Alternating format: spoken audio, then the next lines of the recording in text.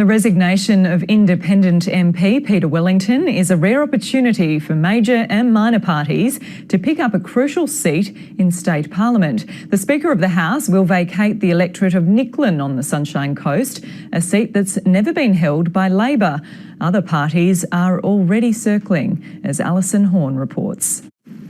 The major parties are suddenly scrambling for the seat of Nicklin. Well, they might, I'm quite sure, Labor will field a candidate there. Independent MP Peter Wellington is resigning at the next election from a role he's held for nearly 2 decades. There are very few people that you could say have the respect on both sides of the House. He has always stood up for people in his local area.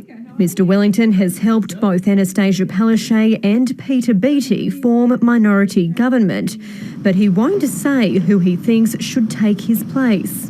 My constituents elected me as an independent when Nicklin used to be one of the safest National Party seats in Queensland. I'll leave it up to my electorate to make their mind up. It's going to be one of those must-watch seats. Obviously, it's conservative country. Most people will expect it to go back to the LNP. I'm expecting it to go back to the LNP, but there's no doubt that there's a huge disaffected vote.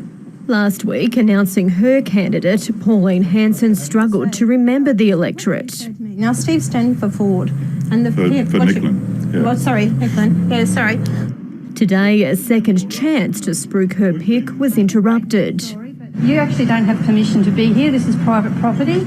You were told that you didn't have permission to come. Sorry, I've just got an idiot. We're going to ask you to move on. But she's still hoping Mr Wellington's resignation will benefit her party. You've got his staunch, supporters of him that have always voted for him. They will be looking for someone else to vote for. I know a lot of people are going to support One Nation or indicating to me privately that they will.